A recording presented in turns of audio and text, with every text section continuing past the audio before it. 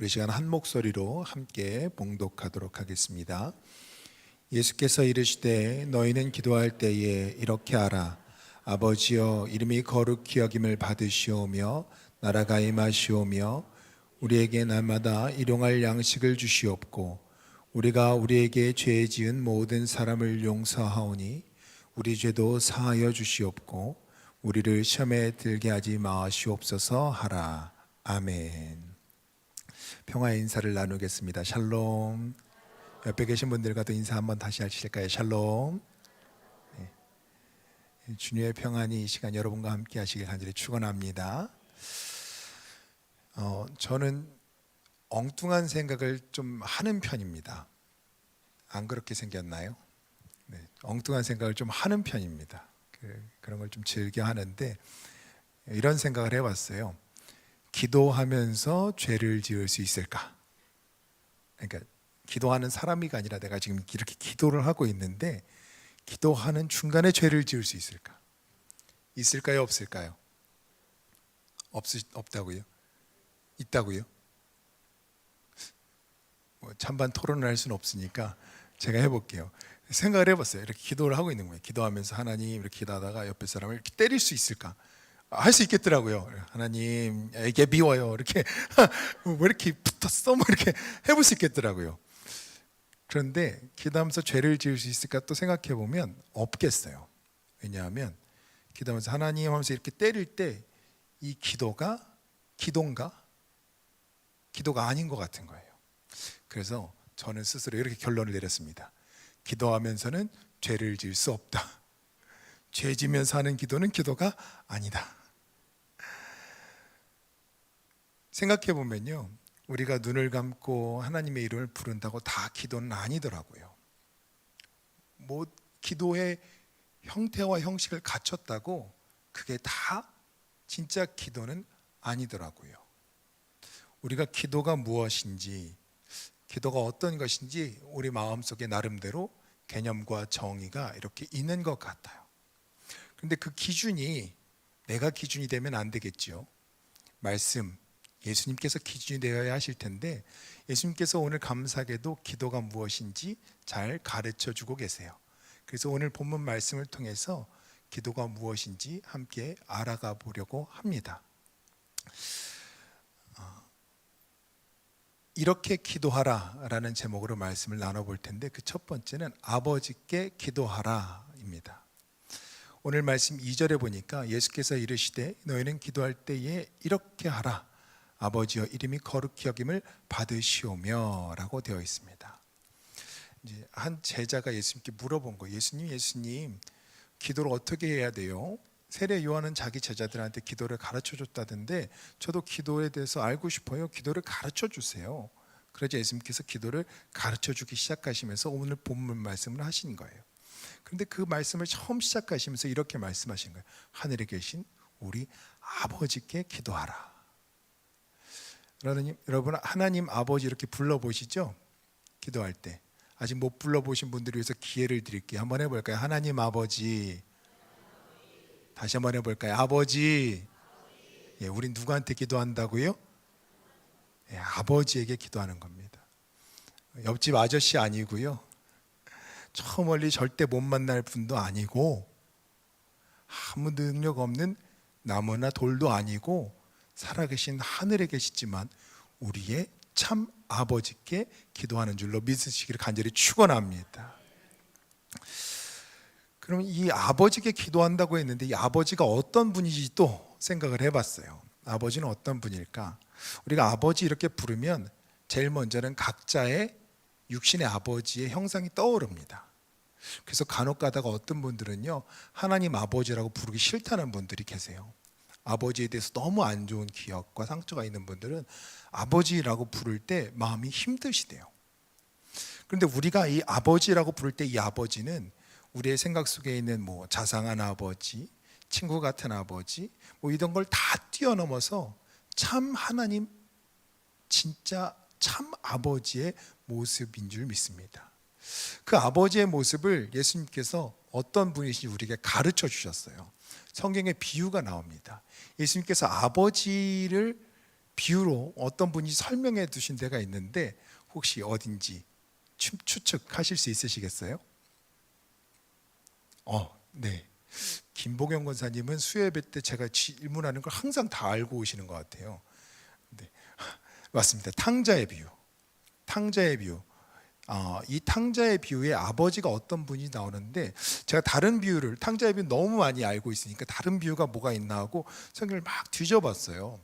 근데 제가 못 찾은지 모르겠지만 예수님이 하신 말씀 중에 아버지가 어떤 분이다 말씀하신 비유는 이 비유 하나뿐이더라고요. 물론 그냥 나는 아버지께서 말씀하지 않으신 건 하지 않는다 이렇게 아버지를 언급한 적이 있지만, 아버지가 어떤 분이라고 비유로 말씀하신 건 이 탕자의 비유가 유일하더라고요. 그럼 이 탕자의 비유 속에서 아버지가 어떤 분인지 한번 살펴보도록 하겠습니다. 누가복음 15장엔 세 가지 잃어버린 것들의 비유가 나오죠. 잃어버린 양, 잃어버린 드라크마, 그리고 잃어버린 아들의 비유가 나옵니다. 세 번째 이 아들의 비유에서 탕자가 먼저 등장을 하죠. 이 불효막심한 놈이 아버지를 찾아가 요청합니다. 아버지, 재산을 저에게 떼어주세요. 그러자 아버지께서 순순히 재산을 내어준다. 아마 3분의 1쯤 됐을 거예요. 차남이 받는 분깃이니까. 그 분깃을 가지고 이 아들이 먼 곳에 가서 삽니다. 잘 살았으면 좋을 텐데 아주 허랑방탕한 모습으로 함부로 살았어요. 그 모습을 누가복음 15장 13절은 이렇게 말씀합니다. 같이 한번 읽어볼까요? 시작.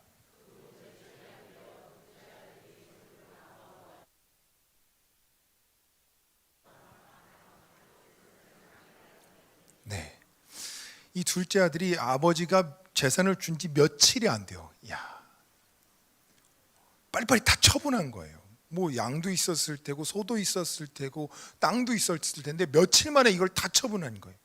그리고 그거를 가지고 탁 떠난 겁니다. 먼 나라에 갈 정도니까 이게 가벼운 돈은 아니었을 거예요. 그러니까 기다리기라도 했다는 듯이 아버지의 재산을 확 다 처분해 버리고선 먼 데로 떠나버립니다. 다시는 안 돌아올 사람처럼. 그를 가리켜서 성경은 허랑방탕하다, 낭비했다 이렇게 말씀하고 계신데, 이 단어의 뜻들은 이렇습니다. 허랑방탕은 구원에 합당하지 않다라는 뜻이 있고요. 낭비했다는 건 흩뿌리다, 곡식을 까부르다 이런 뜻을 가진 단어예요. 그러니까 어떻게 살았냐 보니까 이렇게 막 사는데 뭐 이렇게 투자를 잘못했거나 아니면 장사를 했는데 실패한 게 아니에요. 아주 합당하지 못한 방식으로, 아주 잘못된 방식으로, 아주 함부로 곡식 까불어 보셨어요? 까부르다 그러면 우리 어린 친구들은 뭐 까불 생각할 텐데 그게 아니라 이렇게 키에다가 나다리를 놓고 이렇게 흩으면 그러면 나달 그 쭉정이 착착착 날아가고 씨만 남지, 그 나달만 알곡만 남잖아요. 그걸 까부르다 그러는데 쭉정이가 바람을 후룩 날아가는데 그 후룩 날아가 버리는 것처럼 낭비를 했다는 거예요. 아주 잘못된 방식, 구원받지 못할 사람의 모습으로 재산을 다 흩뿌려 버린 겁니다. 이 아들을 대하는 아버지의 모습은 그럼 어땠나요? 아버지가 한 행동이 세 가지가 있습니다. 첫 번째 뭘 했냐 봤더니요, 아버지가 아들이 재산을 나눠 달라고 할 때 재산을 줍니다. 아버지가 살아계실 때는 유산을 상속받는 게 아니에요. 그런데 달라고 했다는 건 이 아들이 아주 불효막심한, 죄송합니다, 호로자식이라는 거예요. 그런 아들에게 아버지는 이런 반구하지 않고 재산을 떼어줍니다. 둘 중 하나였겠죠. 정말 꼴도 보기 싫다 하는 마음으로 떼어주셨던가, 아니면 그래 아들이 달라 하니 내가 걱정은 되지만 한번 줘봐야겠다. 지금 이렇게 말하는 아들의 모습이 온당치 못한 모습이고, 그 다음에 하는 모습도 보면 하나를 보면 열을 안다고 이 아들이 자라는 동안에도 사고 많이 쳤을 것 같아요. 그런데 그 아들을 믿고 아버지는 자기의 재산을 떼어줍니다. 가끔요 저희 아이들이요, 아빠 내가 시동 걸게 차키 줘 그래요. 그러면 줄까요 안 줄까요? 안 줘요. 사고 낼까 봐. 그런데 요즘은 좀 커갖고 가끔 한 번씩 줘봐요. 다행히 차가 살아 있습니다. 제가 어렸을 때 아버지 차를 그런 식으로 망가뜨린 적이 한 번 있어서 조심스러운데 아직은 괜찮더라고요. 시동을 켜보겠다, 문을 열겠다, 그래서 줄 때가 있는데 미덥지 못할 땐 못 주겠어요. 근데 이제 컸으니까 문 여는 거 정도는 차의 온도를 맞추기 위해서 시동 거는 거 정도는 할 수 있겠지라고 한번 줘보는 겁니다. 그런데 이 아버지가 아들에게 그렇게 재산을 내어줬다는 거예요. 미덥지 못한 아들에게. 이게 첫 번째 행동이었고요. 두 번째 행동은 뭘까요? 아들을요 기다렸어요. 아들이 그 짓고를 하고 아버지께로 돌아옵니다. 나는 아버지께 아들이 될 자격이 없어, 종이나 되면 모를까 하는 모습으로 터덜터덜 오는데, 거리가 먼데 그 모습을 보고 측은히 여겨 아버지가 달려와 이 아들을 맞이합니다. 이 모습을 보면 아버지는 아들을 기다렸던 것 같아요. 저는 좀 달랐을 것 같아요. 만약에 제 아들이 그런다면 마음 한구석에는 보고 싶은 마음이 있겠지만 처음 딱 보면 그 짓고를 하고 왔으니까 어떻게 됐는지 뻔히 보이잖아요. 뭐 그 짓고를 하고 와서 서프라이즈 뭐 이러면서 금은보화를 내놓을 건 아니잖아요. 그러니까 뭐를 보고는 내 너 그럴 줄 알았다 이놈 자식아, 한번 혼꾸녕을 내놓고는 그때서야 그래 일단 들어가자 할 것 같은데, 이 아버지는 그러지 않았어요. 아마도 모르긴 모르지만 매일같이 아들을 기다렸을 거예요. 아들이 분명히 돌아올 걸 믿는 것처럼, 확신하는 것처럼. 먼 나라로 가서 다시는 지금과 같이 뭐 카톡도 되고 보이스톡도 되고 영상통화도 되는 시대가 아닙니다. 먼 나라로 가버렸으면 다시는 돌아오지 않고 다시는 못 봐도 그렇구나 이러고 사는 시대였던 거예요. 그런데 이 아버지는 그 아들이 분명히 기필코 돌아오리라 믿는 사람처럼 기다렸다는 거예요. 그리고 마지막으로 이 아버지가 어떻게 합니까? 옷을 입히고 가락지를 끼우고 신을 신기고 아들을 아들로 맞아줍니다. 이 모습을 보면서 저는 이런 마음이 들었어요. 이 아버지는 어떤 분인가? 예수님이 말씀하시는 하나님 아버지는 어떤 분인가? 탕자라 불림받는, 어떻게 보면 싹수가 노란 이 아들을 무한히 사랑하고 또한 무한히 신뢰하는 분이구나. 아들이 재산을 다 탕진하고 돌아왔을 때는 저는 각서라도 받고 싶을 것 같아요. 다시는 그러지 않겠노라고 장담이라도 해라, 너 그렇게 하면 안 된다 할 텐데, 이 아버지는 그러지 않아요. 마치 아무 일도 없었던 것처럼 이제는 아들이 분명히 다시는 그러지 않을 걸 확고히 믿는 사람처럼 이 아들을 아들로 받아들입니다. 그냥 실종됐던 게 아니에요. 아버지의 재산을 가지고 가서 다 탕진해버리고 온 나쁜 짓을 한 아들입니다. 그 아들을 다시 한번 믿어주고 기회를 주는 아버지, 이분이 우리의 아버지라는 겁니다. 여러분, 아버지께 기도하실 때 이 믿음 가지고 기도하세요. 여러분이 아무리 탕자 같으실지라도 그러실지라도 나를 무한히 사랑하시고 내가 실수할 걸 알지만 여전히 신뢰하시는 이 아버지께 기도하실 수 있는 그런 믿음 갖고 기도하실 수 있는 여러분이 되시길 간절히 축원합니다. 가끔 우리는 이런 착각을 하게 될 때가 있어요. 나는 정말 아들로서 혹은 딸로서 하나님께 용납될 수 있을까? 그러면요, 기도가 잘 안 돼요. 자신을 향한 불신이죠. 또 이럴 때도 있어요. 아버지는 나를 받아주시지 않을 거야. 탕자처럼요. 아버지가 진짜 나를 받아주실까? 나를 사랑하실까? 아닐 것 같은데. 하나님이 정말 이 기도를 들어주실까? 이 일을 해결해 주실까?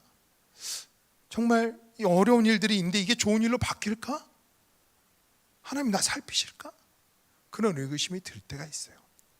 그럴 때마다 이 탕자의 비유에 이 아버지를 기억하시기 바랍니다. 무한히 사랑하시고 여전히 신뢰하시는 이 아버지. 다시 한번 그 마음을 담아서 우리 아버지의 이름을 불러볼까요? 아버지 한번 해볼까요? 아버지. 네, 그 아버지께서 우리를 돌보고 계신 걸 믿으시며 아버지께 기도하실 수 있는 여러분이 되시길 간절히 축원합니다. 이렇게 기도하라. 두 번째는요, 용서의 기도를 하라입니다. 4절 말씀 같이 한번 읽어보겠습니다. 시작.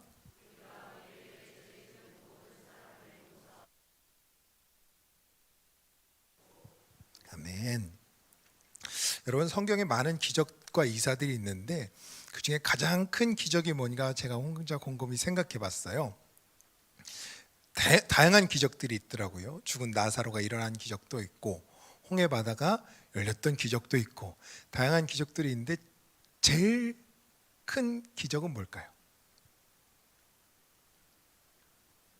제가 혼자 생각해봤는데 부활은 기적이 아닌 것 같아요. 그건 우리 입장에서는 기적이지 하나님 입장에서는 기적이 아닌 것 같았어요. 그리고 창조도 마찬가지예요. 우리 입장에서는 굉장히 놀라운 일이지만 하나님 입장에서는 세상을 만드시는 것쯤이야 어려운 일이 아니시죠. 그러니까 하나님 입장에서 보면 그것도 기적이 아니라는 생각이 들었어요. 홍해바다도 마찬가지고 죽은 나사로를 살리는 것도 우리 입장에서 보야 신기한 일이지 하나님 입장에서는 식은 죽 먹기 그런 일 같았어요. 그런데 정말 기적적인 사건이 하나 있더라고요. 바로 구원이에요.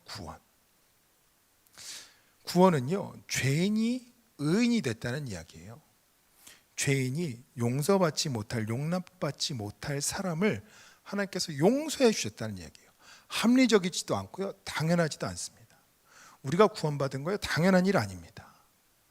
당연한 거고 자연스럽고 합리적이려면 죄인인 우리가 죄값을 받아야 당연하고 자연스럽고 합리적인 거예요. 그렇지 않은가요? 싫으시죠? 다 죄값 받기 싫으시죠? 네, 우리 죄값 받기 싫어요. 지옥 가기 싫어요. 그런데요, 그때 예수님께서 하나님께서 정말 이상한 일을 하신 거예요. 구원이라는. 내 입장에서도 봐도 말도 안 되는 거예요. 정의와 공의의 하나님 입장에서 봐도 이건 말도 안 되는 일인 거예요. 왜 이 사람이 잘못했는데 예수님이 죽어야 돼요? 왜 내가 잘못했는데 하나님이 스스로 벌을 받으셔야 돼요? 이건 이상한 일인 거예요. 그 기적이 일어난 거예요. 그래서 저는 이렇게 보다가 이 구원이 가장 큰 기적이라는 생각이 들었어요. 그러고 생각하니까 너무 행복한 거예요. 나는 가장 큰 기적을 입은 사람인 거예요. 저만 행복해도 좋습니다. 아무도 동의하지 않으신 얼굴일지 모르겠는데 여러분 다 그 가장 큰 기적과 가장 큰 놀라운 기적의 수혜자인 것을 믿으시길 간절히 축원합니다. 그렇게 큰 기적을 입은 우리가 해야 될 기도가 있는데 뭐냐면 용서의 기도라는 거예요. 예수님께서 십자가에 못 박혀 돌아가셔서 우리의 죄를 사해 주셨어요. 그래서 죄인이 죄가 떨어진 거예요. 그럼 뭐만 남았죠? 죄인 중에 인만 남았네요.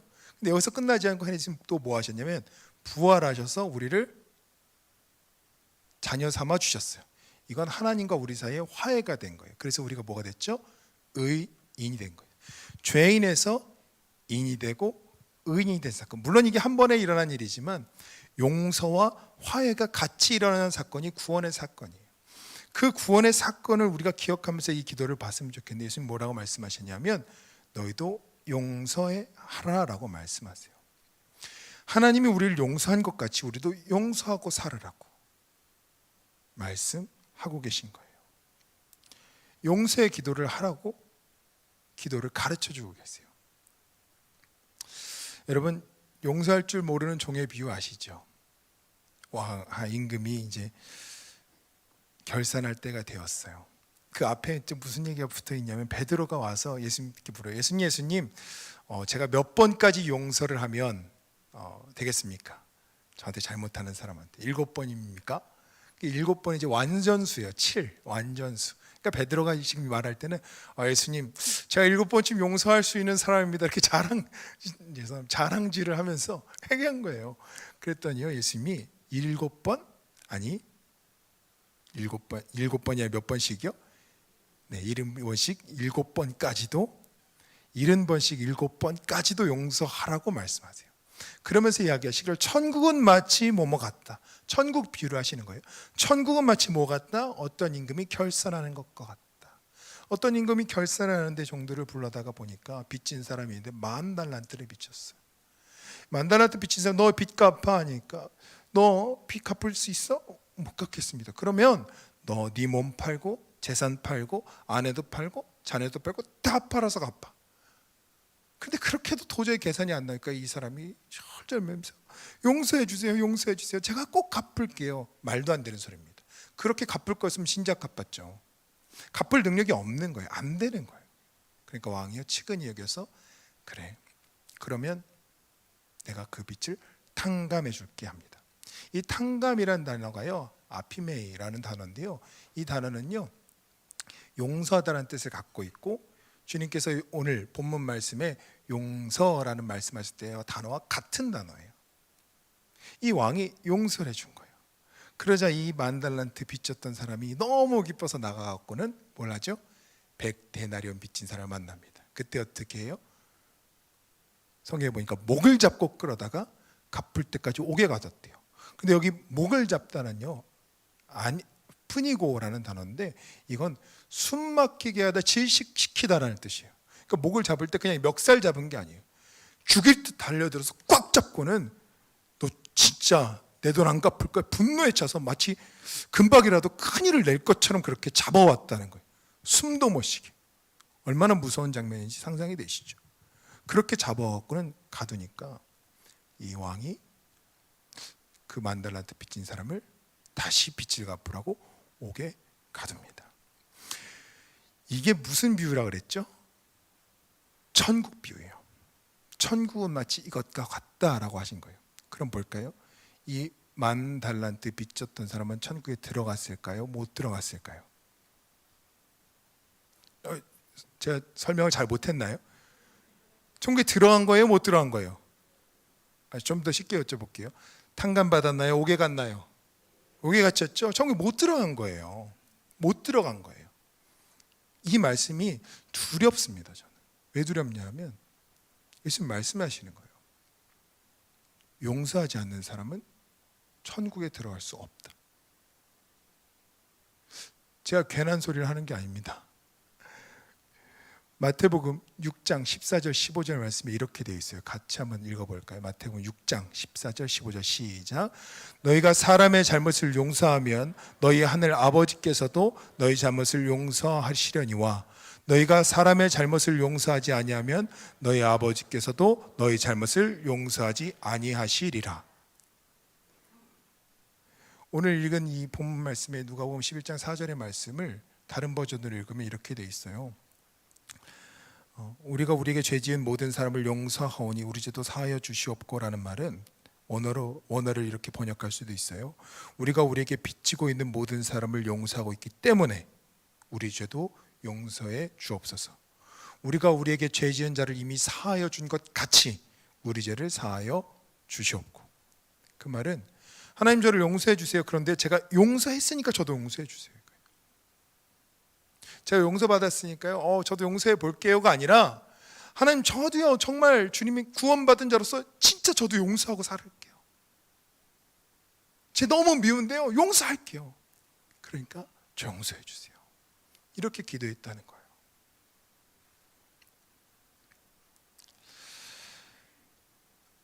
물론 이렇게 저에게 물으신다면 목사님 그럼 다 용서하고 사십니까? 물으신다면 저도 용서 안 될 때가 많이 있습니다. 용서하지 못하겠는 때도 있어요. 막 미울 때도 있습니다. 근데 오늘 말씀 보면서 좀 무겁게 생각이 들었어요. 내가 하나님한테 용서받은 자로서 진짜 그 은혜에 감격하고 살고 있나? 나도 진짜 용서하고 살고 있나? 주님께서는, 제 말이 헛된 소리가 아니라 성경이 그렇게 말씀하고 있잖아요. 주님께서는 다른 사람을 용서하는 것이 용서받는 조건이라고 말씀하시는데, 용서하지 않으면 천국에 들어올 수 없다고까지 말씀하시는데 우린 너무 쉽게 그건 뭐 하나님이 하시는 거고 이러고 살고 있진 않은가. 바라기는 용서의 기도를 하실 수 있는 여러분이 되실 간절히 축원합니다. 물론 쉽지는 않을 거예요. 그렇다고 뭐 마구잡이로 그냥 다 괜찮아고 사시라는 게 아니라 이렇게 생각해 보시면 좋겠어요. 내가 미운 사람 혹은 나한테 잘못한 사람을 위해서 기도할 때 이렇게 기도해 보셨습니다. 하나님, 저 사람 천국 가게 해주세요. 전 이게 제일 무서운 기도라고 생각이 드는 게요, 저 사람이 천국 가려면 어떻게 해야 되죠? 자기 죄를 회개해야 됩니다. 자기 죄를 회개하고 깨닫고 천국에 와야 돼요. 그렇죠? 그런다면 천국에서 만났을 때 괜찮을 것 같아요. 근데 회개도 안 하고 자기 죄를 깨닫지도 않고 천국에서 만날 일이 없겠지만 만난다면 불편할 것 같아요. 그러니까요, 원수를 사랑하는 마음으로 미운 사람이 있다면 그를 위해서 기도해 주세요. 하나님 그가 죄를 깨닫게, 이게 아니라 정말 사랑의 마음으로 하나님 저 사람 마음에도 천국을 허락하여 주시고, 하나님 저 사람을 용서하고 싶습니다, 제 마음에도 천국을 허락하여 주시고, 하나님 그렇게 우리가 천국에 가서 같이 만났을 때 용서받은 자로서 서로 용서하며 용납할 수 있는 구원받은 한 성도가 되게 하여 주옵소서. 이렇게 용서의 기도를 하실 수 있는 여러분이 되시기를 간절히 축원합니다. 이렇게 기도하라. 세 번째는요, 시험에 들지 않게 기도하라 였습니다. 4절 말씀 하반절에 보니까 이렇게 말씀합니다. 우리를 시험에 들게 하지 마시옵소서 하라. 이 시험에 들게 하지 마시옵소서는 원어의 의미를 조금 더 살려서 읽은다면 시험에 굴복당하지 않게 하옵소서라는 뜻을 가지고 있어요. 저는 이 번역이 참 적절하다고 생각이 드는 게요, 시험을 아예 안 만나고 사는 사람은 없더라고요. 성경 속에 위대한 위인들이라고 불리는, 정말 믿음의 사람이라고 불리는 사람들도 다 시험을 수없이 당하고 살았더라고요. 모세도 보세요. 사람을 죽이고 미디안 광야에서 시험 가운데 살았죠. 바로의 싸움도 쉽지 않았을 거예요. 그리고 끊임없이 반항하는 히브리 민족 때문에 시험에 들 때가 많았을 것 같아요. 다윗은 어떤가요? 사울의 위협, 우리아 사건, 다 시험거리죠. 아들 압살롬의 반란, 시험이 끊임없이 있었어요. 엘리야를 좀 하나 또 소개해드리고 싶은데요, 이 북이스라엘의 아합 왕이라는 왕이 있었어요. 이 왕은 아주 못된 왕입니다. 이 왕이 결혼을 했는데 이세벨이라는 여자가 결혼했어요. 이세벨은요, 시돈 왕 엣바알의 딸이에요. 엣바알은 바알과 함께한 사람이라는 뜻입니다. 전도하려고 결혼했을까요? 그렇지 않았더라고요. 성경에 보니까 아합 왕이 이세벨이랑 결혼한 뒤에 바알을 섬겼대요. 그러니까 이제 윗물이 맑아 아랫물이 맑은데 왕이 바알을 섬기니까 온 이스라엘에 바알을 섬기는 풍조가 만연해진 거예요. 그때 일했던 사람이 엘리야입니다. 엘리야가 바알의 선지자들과 맞서 싸워서 승리해요. 450명의 바알 선지자들을 다 물리칩니다. 이스라엘 사람들이 일어나서 바알의 선지자를 다 무찔러요. 그리고 나서 승리해서 너무 기쁜 이때에 아합 왕이 자기 아내 이세벨에게 가서 얘기해요. 이렇고 저렇고 저러고 이래서 바알의 선지자들이 다 죽임을 당했노라고. 이쯤 되면 아무리 왕비라고 해도 좀 겁나지 않았을까요? 좀 위험하구나, 이러면 안 되겠구나, 이거 큰일 나겠는데. 그런데 이세벨은요, 대단한 여자예요. 어떻게 했냐면, 그래? 내가 기필코 바알의 선지자를 죽인 그 엘리야를 죽이고 말 거야.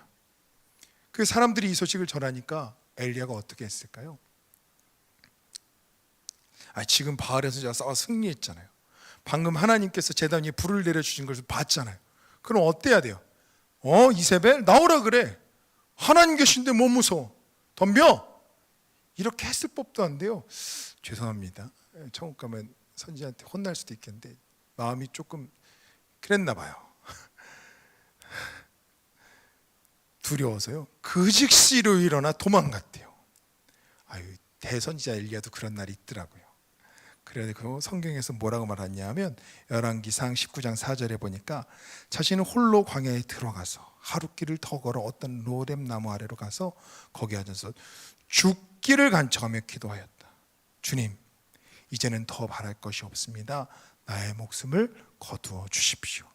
이 시험이 얼마나 무서웠고 힘들었는지, 괴로웠는지, 내가 차라리 죽었으면 좋겠습니다, 하나님, 이렇게 기도했다는 거예요. 그때 하나님께서 엘리야를 찾아오셔서 하신 말씀이 있습니다. 열왕기상 19장 13절에서 18절 일부만 발췌해 봤는데 우리 같이 한번 하나님이 엘리야에게 주시는 마음으로 같이 읽어보도록 하겠습니다. 시작.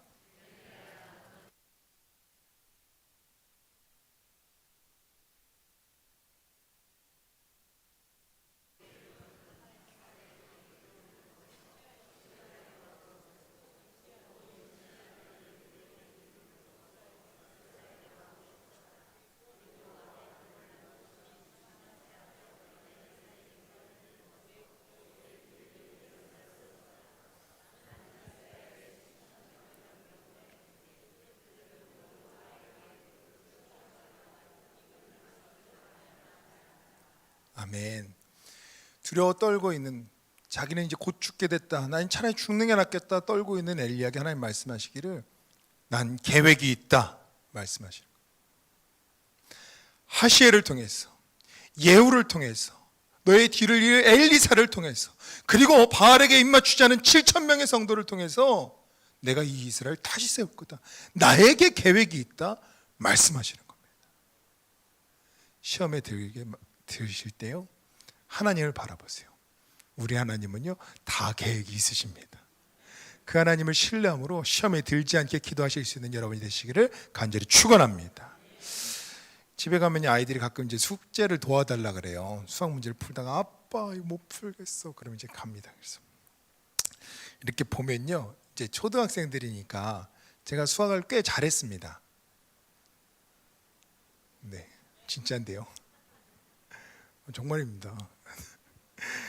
네, 수학을 꽤 잘했습니다. 그래서 이렇게 보면 이제 뭐 어차피 초등학생 문제고, 그러니까 이렇게 척 보면 알아요, 답을. 딱 보면 뭐 계산이 벌써 끝나요. 근데 그럼 이제 이렇게 합니다. 이건 뭐지? 이건 이거잖아. 그럼 이건 어떻게 하지? 아, 이건 이렇게 하는 거잖아. 그럼 어떻게 하면 되게? 이렇게 하면 되겠네. 그리고 자기가 푼 줄 알아요. 자기 스스로 이렇게 풀어낸 것처럼 풀어내고, 되네, 뭐 이렇게 생각하면서 막 신이 나서 풀다가 또 아빠 이거 어떻게 해? 그러면 또 이건 뭐지? 이렇게 해서 가르쳐줘요. 어린 수준에서는, 자기 수준에서는 아이가 볼 때는 이 문제는 너무 어려운 거예요. 못 풀 것 같은 겁니다. 근데 어른인 제가 보기엔 너무 쉬운 문제고 답이 다 있는 문제 같은 거예요. 우리와 하나님과의 관계도 마찬가지라고 생각해요. 시험이 올 때 우리의 눈으로 보기엔 이거 못 풀 문제예요. 도대체 방법이 없는 것 같아요. 내 힘으로는 도저히 안 될 것 같아요. 근데 하나님이요, 이건 뭐지? 이건 어떡하지? 이렇게 하면 어때? 몇 번만 만져주시면 넘어가 치는 거예요. 왜요? 하나님은요, 하나님 수준에서 보시니까 어떤 문제든 어떤 시험이든 답이 다 보이시는 거예요. 답을 다 알고 계시는 거예요. 심지어 그 답을 우리에게 주시는 분이 하나님이신 거예요. 그런데 가끔 속상할 때가 있어요. 이렇게 도와주려고 이렇게 하면 어때? 이렇게 말하면 못해, 안 해, 어려워, 난 안 돼, 아빠도 못 풀잖아. 가끔 못 푸는 문제도 있지만 그 말을 들으면 너무 속상해요. 두 가지로 속상해요. 첫 번째는 아빠를 못 믿는 것 같아서 너무 속상해요. 두 번째는요, 내가 너무 사랑하는 나의 자녀인데 아빠가 보기엔 진짜 할 수 있을 것 같은데 자기를 못 믿는 이 자녀가 너무 속상해요. 하나님 우리 보실 때 그러지 않을까요? 우리가 시험에 들어서 하나님 못해요, 안 돼요, 난 망했어요 할 때 하나님은 너무 속상하실 거예요. 내가 네 아버지고 내가 전능한 하나님인데 속상하다.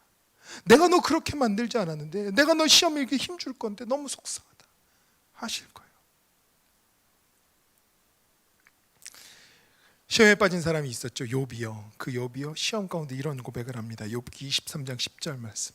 그러나 내가 가는 길을 그가 하시나니 그가 나를 단련하신 후에 내가 순금같이 되어 나오리라. 우리의 시험은요, 그 끝은 절망과 고통이 아니라 인내와 연단을 통한 소망인 줄 믿습니다. 그 시험을 우리가 이런 자세로 대했으면 좋겠습니다. 베드로전서 4장 12절 13절 말씀 같이 한번 읽어보겠습니다. 시작. 사랑하는 여러분, 여러분을 시험하려고 시련의 불길이 여러분 가운데 일어나더라도 무슨 이상한 일이나 생긴 것처럼 놀라지 마십시오. 그만큼 여러분은 그리스도의 고난에 동참하는 것이니 기뻐하십시오. 그러면 그의 영광이 나타날 때에 여러분은 또한 기뻐 뛰며 즐거워하게 될 것입니다. 아멘. 어떤 시험이 오더라도 그 시험의 끝은 소망이에요. 그 시험 가운데는 주님이 함께 계시니 기뻐하실 수 있길 바랍니다. 즐거워하며 기뻐 뛸 수 있는 우리 모두가 되기를 간절히 축원합니다. 오늘 이 설교를 준비하면서 기도를 계속 생각해 봤어요. 기도. 하나님 다 하시는데 우리 왜 기도해야 될까? 예수님 우리 기도 가르쳐 주셨는데 우리 기도 어떻게 해야 될까? 오리게네스란 분이 이런 말씀을 하셨어요. 하나님께서는 어떤 일을 일으키거나 치유나 화해를 이루거나 세상을 좀 더 나은 곳으로 바꾸려고 하실 경우 여러분의 기도가 그 일을 일으키는 일련의 원인에 포함되도록 선택하십니다. 다시 말씀드리면 뭐냐면 하나님 다 아시지만 하나님 작정하셨다는 거예요. 뭐를? 우리의 기도를 사용하시기를. 우리가 기도할 때 우리의 기도는 하나님의 나라를 이 땅에 가져오는 통로가 될 줄 믿습니다. 우리의 기도는 그냥 나의 읊조림이 아니라 하나님이 역사하시는 통로가 되는 줄 믿습니다. 하나님이 그렇게 작정하신 줄 믿습니다. 오늘 기도를 이렇게 예수님이 가르치신 기도를 이렇게 보면서 한 가지 깨달음이 또 하나 있었어요. 뭐였냐면 예수님이 기도를 가르쳐 주셨는데 처음에는 이 기도를 볼 때 그런 생각이 있었어요. 이렇게 기도하면 응답받을 수 있나? 예수님이 기도 가르쳐 주셨는데 이 방법대로 하면 뭔가 그 다음에 뭘 잘 될 수 있는 방법이 있나? 그런데요, 기도를 가만 보니까요, 이 기도는 수단이 아니라 목적이더라고요. 주님이 가르쳐 주신 이 기도는 이 기도를 통해서 내 기도를 응답받기 위한 통로가 아니더라고요.